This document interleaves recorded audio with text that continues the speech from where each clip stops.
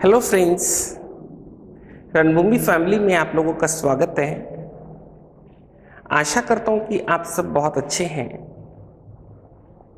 हमारा discussion ratio proportion के साथ कंटिन्यू है। अभी बेसिक लेवल से हम क्वेश्चंस में अपनी बात को आगे बढ़ा रहे हैं। मुझे उम्मीद है कि आप पिछले वीडियोस से भी कनेक्टेड रहे हैं, तो बेटर तरीके से हम टॉपिक पे एक अच्छी अंडरस्टैंडिंग डेवलप कर सकते हैं। एक सिस्टमेटिक वे में प्लान करना चीज़ों को, उनके साथ जुड़ना और लगातार प्रैक्टिसेस से हम हर गैप को अपने लिए कवर कर सकते हैं, अपनी तैयारी को एक बहुत अच्छी डायरेक्शन दे सकते हैं। फ्रेंड्स, आज फिर से क्वेश्चंस की स्टडी में अपने आप को कनेक्ट करते हैं। जो भी क्वेश्चंस को लेकर अच्छे इफेक्टिव आइडियाज होंगे, उनको साझा करने का ये भाव आपके साथ कंटिन्यू रहेगा। एक काफ़ी अच्छा क्वेश्चन अभी हमारे सामने है, उससे बिगिन करते हैं। A locomotive engine without any wagon attach to it.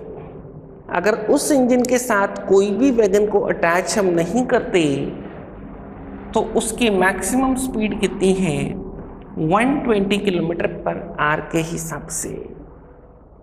उसकी स्पीड डिमिनिश कम होती है by a quantity which varies. Speed का कम होना ये किस पे वेरी करता है? It varies directly as the square root of the number of wagons attach to it. Square root of n is number of wagon, s is decrease in the speed of the engine। ये relation इनके बीच में हमको दिया गया है और proportionality constant को हटाने के लिए मैं k की बात कर सकता हूँ, k रूट n की बात कर सकता हूँ। अब क्या बोलता है? When 16 wagons are attached to it, engine के साथ कितनी वैगन्स को अटैच किया? 16 वैगन्स को अटैच किया। नंबर ऑफ वैगन्स 16 है, 16 का रूट कितना बन गया? 4 बन गया। 4 इंटू के। Its maximum speed is, speed 120 से कितनी रह गई? 64 रह गई। मतलब डिक्रीज कितना हो गया? डिक्रीज हो गया 56 का। This is decrease in speed. इस बात का हम ध्यान रखें, यहाँ पे 56 रहेगा। ये गलती ना कर बैठे कहीं हम यहाँ पर 64 के हिसाब से चीज़ों को सोच बैठे, तो बी केयरफुल फ्रेंड्स। तो यहाँ से हम के की इस वैल्यू को डिटरमिन करें तो के की वैल्यू हमारे पास कितनी डिसाइड होती है? 14 डिसाइड होती है। क्वेश्चन हमसे क्या डिमांड करता है? Find the greatest number of wagons the engine can carry. Engine maximum कितने वैगन्स कैरी कर सकता है? 120 उसकी मैक्सिमम स्पीड है।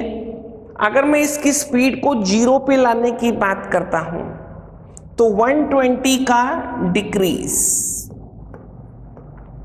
के की वैल्यू 14 है, root of n it is.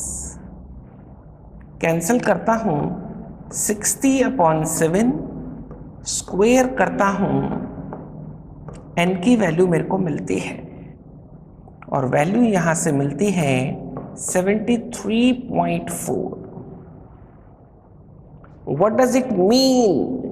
जब हमने 120 से स्पीड को 0 कर दिया, 120 का 120 हमने डिमिनिश कर दिया स्पीड को, तो हम इतने वैगन उसके साथ अटैच कर पाएंगे।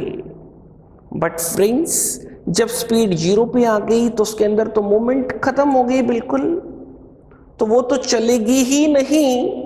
उसने क्वेश्चन में क्या मांगा था? Find the greatest number of wagons the engine can carry. Engine चलता भी रहे, इंजन रुके ना। तो इंजन ना रुके उसके लिए हम 73 से ऊपर ये वैल्यू है तो मैक्सिमम कितने वैगन्स वो कैरी कर सकता है? क्वेश्चन का आंसर बनता है 73। 73 वैगन्स अटैच करने के बाद भी इंजन के अंदर थोड़ी मूवमेंट रहेगी और वो वैगन्स को क्या कर पाएगा, हमारा कैरी ऑन कर पाएगा। Again this is important point in the question कि हमें इंजन को मूवमेंट करनी है तो उसके लिए उसमें हम बिल्कुल जीरो की बात नहीं कर सकते। हम ज़्यादा से ज़्यादा 73 वैगन्स को ही अटैच करने की बात कर सकते हैं और वैसे भी 73.4 वैगन हमारी फ्रैक्शंस में पॉसिबल नहीं है। एक अच्छा क्वेश्चन है, मुझे लगता है कि आप इससे कनेक्ट हो पा रहे हैं friends. Shall we go for the next one? Let us. Ratio of the ages of Rahul and his wife Seema. Rahul और सीमा की बात हो रही है। क्या रेशो है इनके बीच में? 5:4 है। और ratio of the ages of Seema and the daughter Divya, Seema और दिव्या के बीच में क्या रिलेशन है? 7:2 है। ये है हमारा राहुल, सीमा, और सीमा के नीचे हमने सीमा को लिखा, ये है हमारा D फॉर दिव्या। ये पैटर्न छोटा सा बार बार हम इसको डिस्कस कर रही हैं। 35, 28, 8, ये तीनों का रिलेशन बन गया हमारा, जिसमें हम राहुल, सीमा और दिव्या के रेशो की बात यहां पर कर रहे हैं। If the sum of the ages of all three, तीनों की एजेस का टोटल 71 है और ये टोटल भी हमारा कितना बन रहा है? 71 ही बन रहा है। इट मीन्स राहुल 35 साल का, सीमा यहाँ पर 28 साल की और दिव्या यहाँ पर 8 साल की। क्वेश्चन हमसे क्या डिमांड करता है? How much older is Rahul than Divya? Rahul Divya से कितना बड़ा है? 35 और 8 का ये डिफरेंस क्या हम आंसर कर सकते हैं? 27 साल। क्वेश्चन का लेवल बेसिक है, आसान है। मुझे उम्मीद है कि आप इसको कनेक्ट कर पा रहे हो अपने साथ में।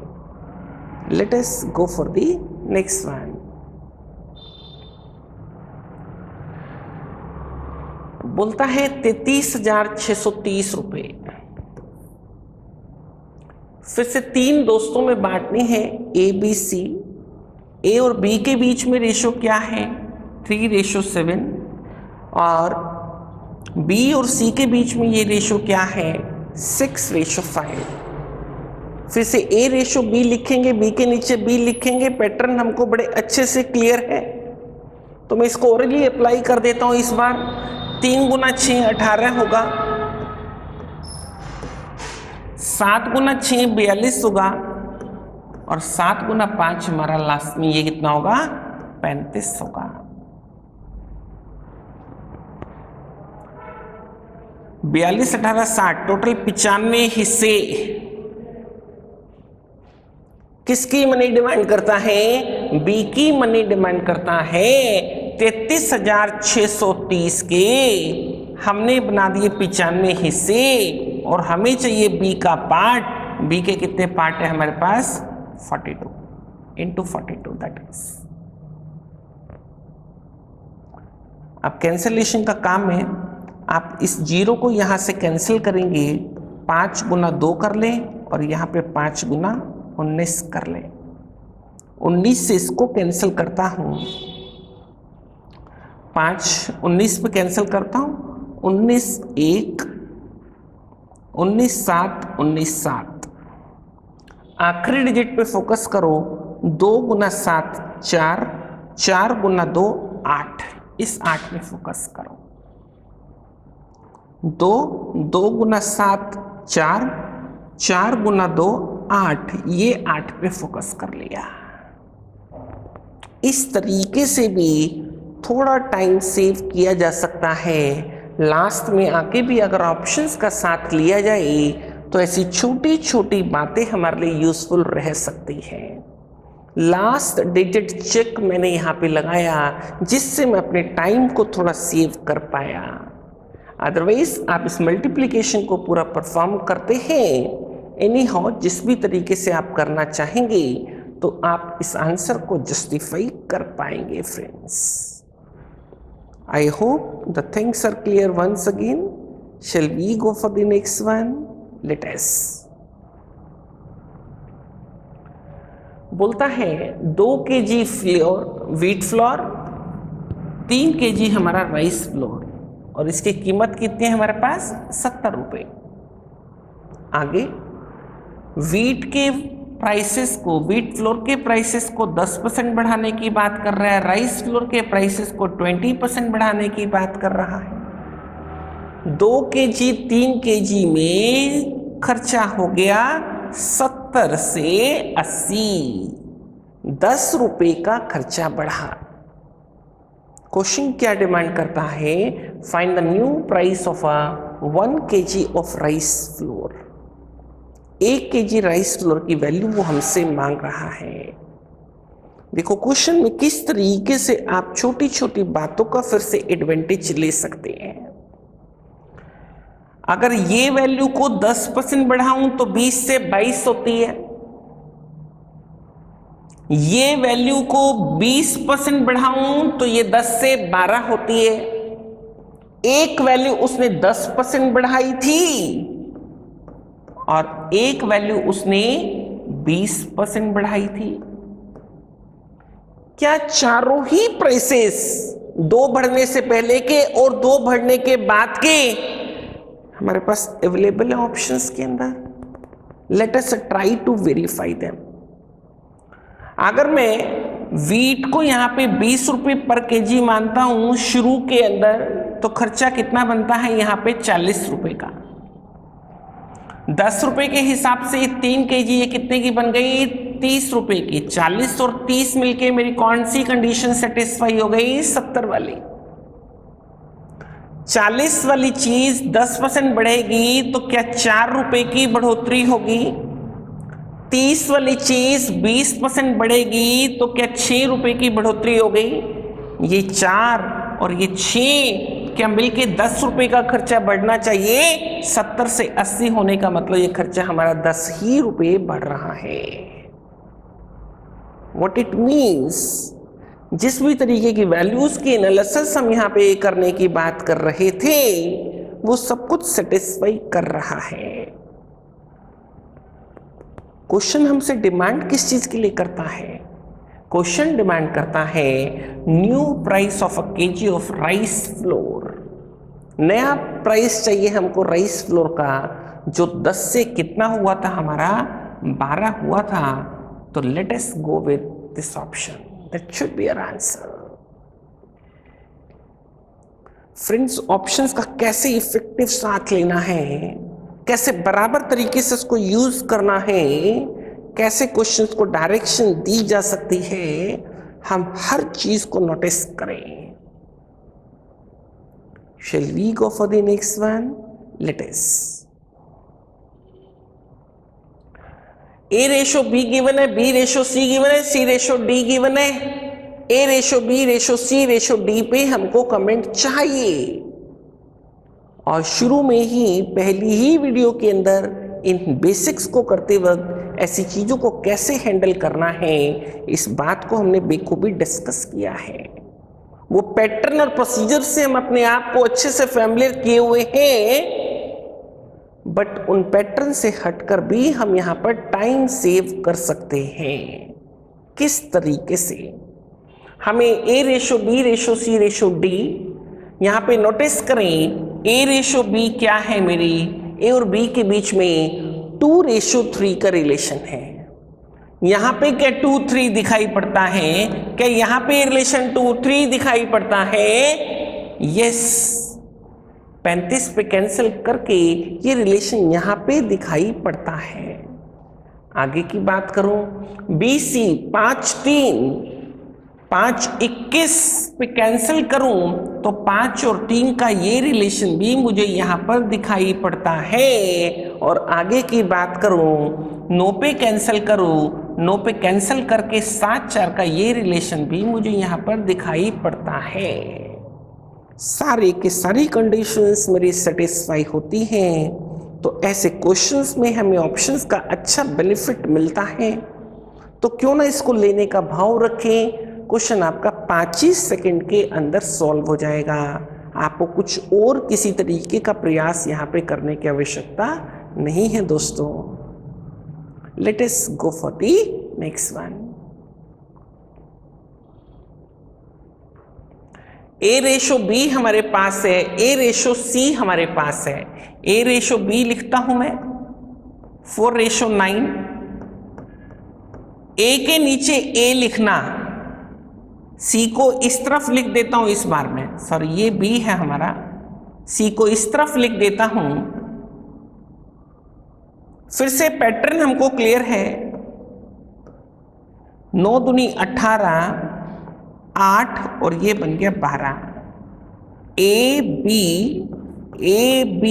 And this is RC। थोड़ा केयरफुली ड्रॉ करने की जरूरत है। तीनों का रिलेशन मेरे पास आ चुका है। आप चाहें तो इसको और छोटा कर सकते हैं। ये फर्दर हमारा मैं नए तरीके से लिख देता हूं ABC। 2 पे कैंसिल होता है, 2 पे कैंसिल करके मुझे क्या मिलता है, 4, 9 और 6 मिलता है। क्वेश्चन क्या डिमांड करता है, A + B, 9 और 4 13, A + C, 4 और 6 10। Answer of the question is 13/10 that is। I hope friends question फिर से हमको क्लियर है। Late us go for the next one.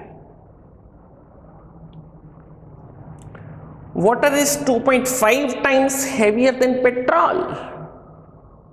Water petrol से कितने गुना भारी है, 2.5 गुना भारी है। इस स्टेटमेंट का क्या मीनिंग बनता है, इसको हम एक प्रैक्टिकल लैंग्वेज से रिलेट करें तो 2.5 किलो पेट्रोल 1 किलो वाटर के बराबर बनना चाहिए। Are we getting the point? Water is 2.5 times heavier than petrol. What it means? एक किलो पानी कितने के बराबर बनेगा, 2.5 किलो पेट्रोल के बराबर। 2.5 kg of petrol should be equal to 1 kg of water। बोलता है weight of 1 cc of water is 1 ग्राम। यहां पे जो वाटर की डेंसिटी का रोल है, जितना 1 cc हमारा किससे रिलेट होता है, 1 ग्राम से। 1000 cc 1 litre, cc centimetre cube, कितने से रिलेट होगा हमारा, 1000 ग्राम से 1 kg से। दूसरे शब्दों में 1 लीटर पानी का वजन 1 किलो है। 20 लीटर पेट्रोल की बातें कर रहा है तो 20 कितने के बराबर बनना चाहिए, 20 का रिलेशन बनना चाहिए हमारा 8 के साथ। ये 2.5 गुना का रिलेशन आप फिर से नोटिस कर सकते हैं।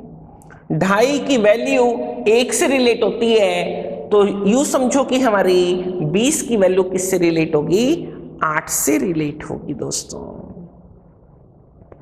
आई होप कि फिर से हम क्वेश्चन में कनेक्ट हो पा रहे हैं। ये 2.5 गुना के इस रिलेशन को यहाँ पे नोटिस करने की जरूरत थी।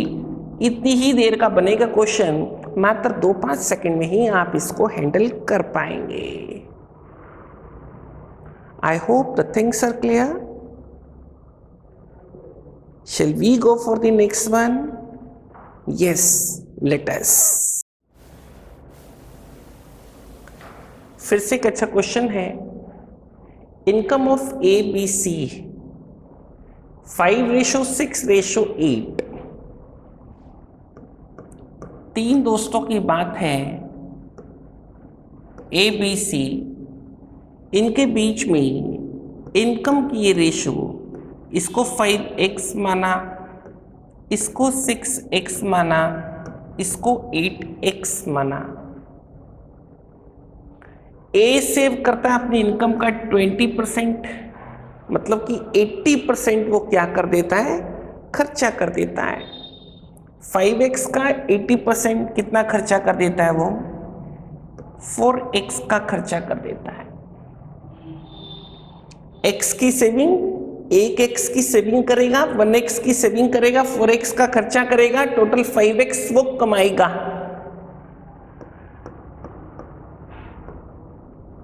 लेट अस सी एक्सपेंसेस की रेशो क्या है उनके बीच में, 7y, 8y, 9y। अगर मुझे x और y को रिलेट करना है तो 4x मेरा 7y के बराबर बन गया, y की वैल्यू x के टर्म्स में 4/7x बन गई। 8y को x के टर्म्स में लिखता हूं 8 × 4/7 और c को लिखता हूं 9y को 36/7 x।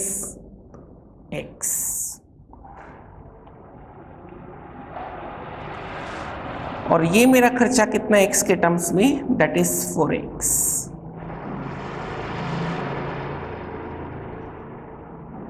ये बनता है मेरा सब्ट्रैक्ट करके इनकम में से एक्सपेंडिचर घटाया सेविंग पार्ट, x की सेविंग 6x में से मैंने 32/7 को घटाया 7 के 42, 10x/7 दैट इज,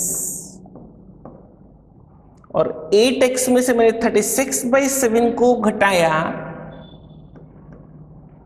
7×56 20x/7। 7 को यहाँ पे शिफ्ट कर दिया तो ये बन गया हमारे पास further 7x, 10x, 20x। That is the ratio of the savings. The answer of the question is savings की वो डिमांड करता है 7:10:20। इनकम एक्सपेंडिचर के ये क्वेश्चंस काफ़ी इंपॉर्टेंट क्वेश्चंस होते हैं फ्रेंड्स। इनमें कंसेप्चुअली हमको क्लियर रहना बहुत ज़रूरी है, इसलिए मैंने x और y की सपोर्ट से क्वेश्चन को डिलीवर किया। कहीं पे क्वेश्चंस के अंदर लूपहोल्स मिलते भी हैं, बट कंसेप्ट का क्लियर होना यहाँ पे एक बार को बहुत ज़रूरी है।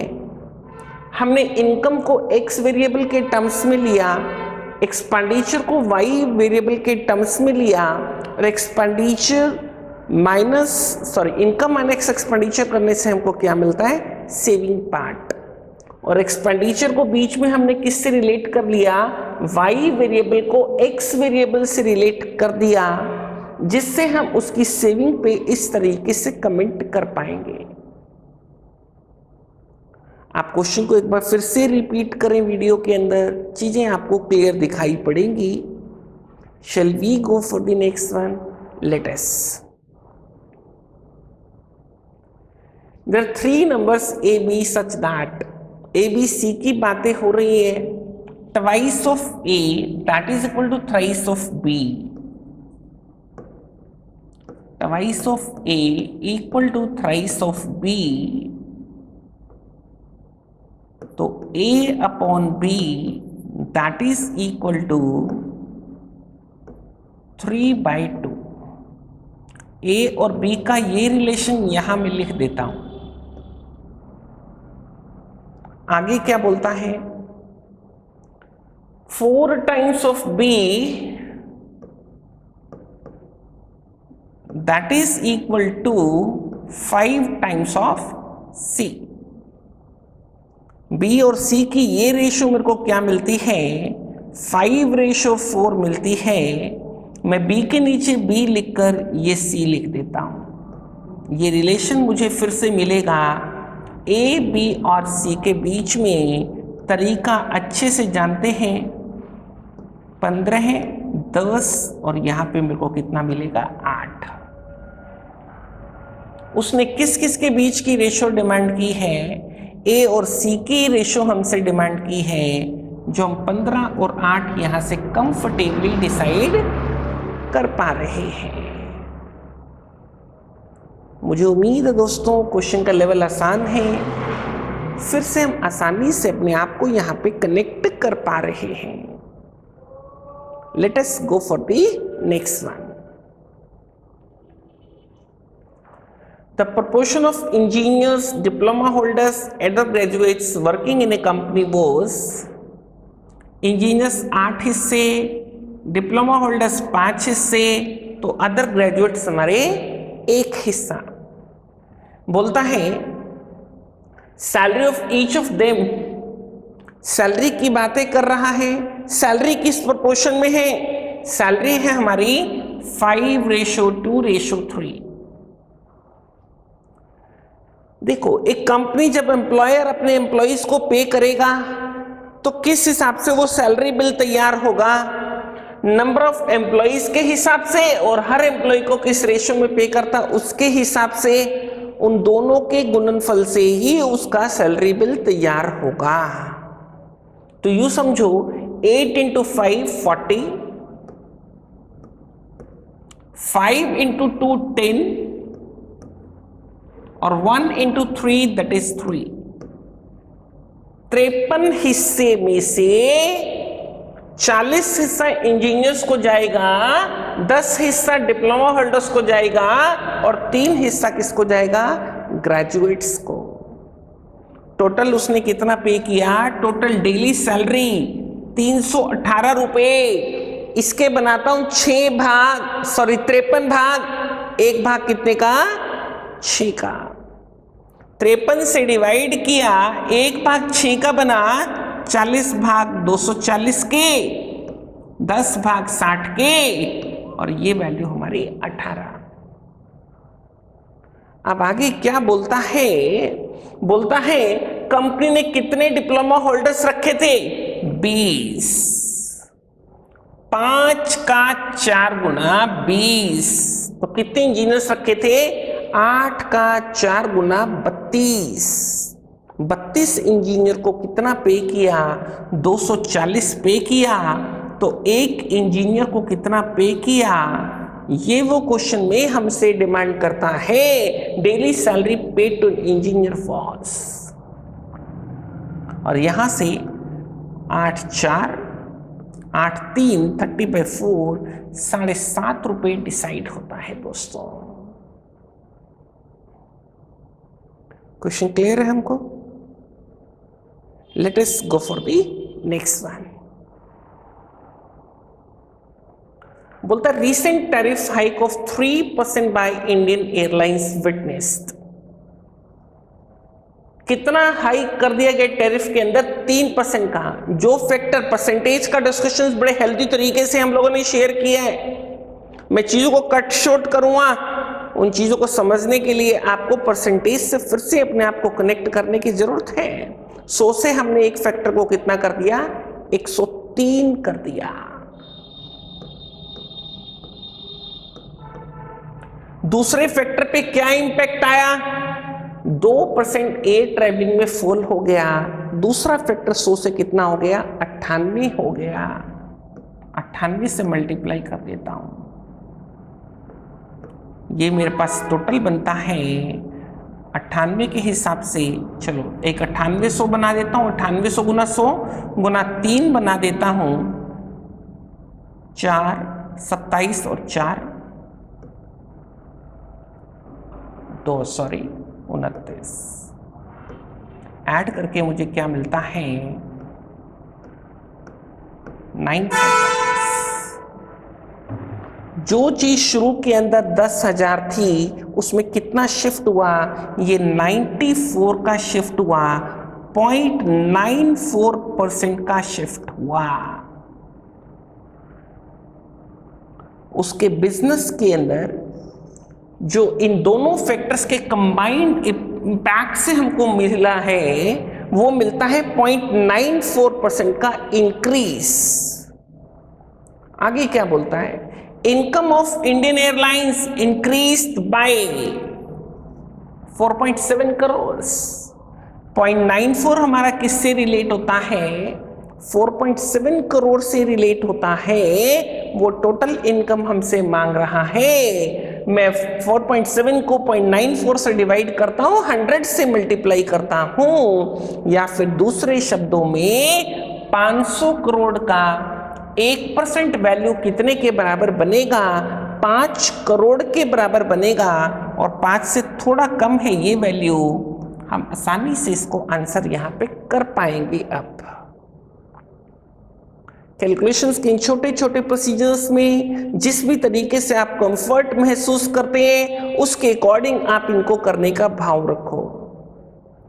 4.7 को 0.94 से डिवाइड करना, 100 से मल्टीप्लाई करना, या फिर 500 का 0.94% 4.7 ऑब्जर्व कर लेना, ये आपकी अपनी सोच पे निर्भर करता है कि हम अपने कैलकुलेशंस को कैसे बिल्ड करते हैं। दोस्तों, shall we go for the next one? Let us. Ratio of boys and girls in a college 5:3, 5 हिस्से लड़के 3 हिस्से लड़कियां।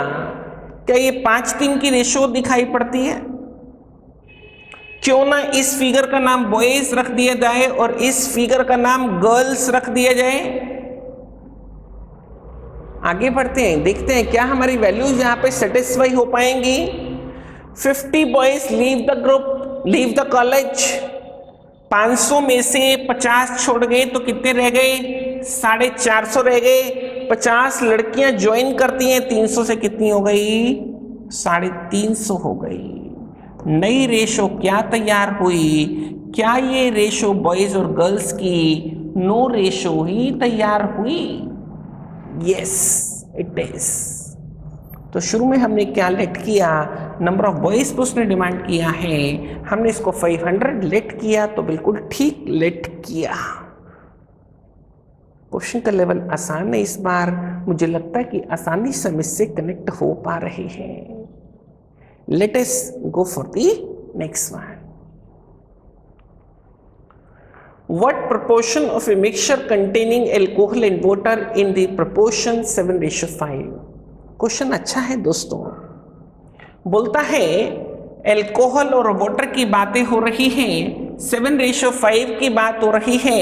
मैं मान के चलता हूं 7 लीटर अल्कोहल है, 5 लीटर पानी है। बोलता है शुड बी रिमूव्ड, इस मिक्सचर का कितना हिस्सा रिमूव किया जाए और उसके अंदर इक्विवेलेंट क्वांटिटी ऑफ वाटर को ऐड किया जाए कि रिजल्टिंग जो मिक्सचर होना चाहिए उसमें इक्वल प्रोपोर्शन होनी चाहिए। इस मिक्सचर का कितना भाग रिमूव किया जाए और उसको रिमूव करके रिप्लेस किया जाए किससे? वाटर से। अगर ये टोटल अभी 12 है तो आगे भी वो 12 का ही टोटल मेंटेन रहे। मिक्सचर किससे रिप्लेस हो जाए? वाटर से रिप्लेस हो जाए। और दोनों पार्ट लास्ट में क्या बनने चाहिए? इक्वल। इक्वल बनने का मतलब 12 में से 6 इसको बनना होगा, 6 इसको बनना होगा। ये 7 था, 7 से कितना हुआ? 6। क्या 1/7 भाग आपने इसका रिमूव किया? इसका मतलब किसका? अल्कोहल का 1/7 भाग रिमूव करने का मतलब मिक्सचर का भी आप 1/7 भाग ही रिमूव करेंगे, तभी कंडीशंस हमारी सेटिस्फाई होगी। ये बहुत अच्छा पॉइंट है यहाँ पे नोटिस करने के लिए, समझने के लिए फ्रेंड्स। मुझे उम्मीद है कि आप क्वेश्चन से कनेक्ट हो पा रहे हैं। फ्रेंड्स, आज के डिस्कशंस को हम यहीं पे विराम देते हैं। हम आने वाले दिनों में फिर से कुछ अच्छे वीडियोस रिकॉर्ड करके आपके सामने लाने का भाव रखते हैं।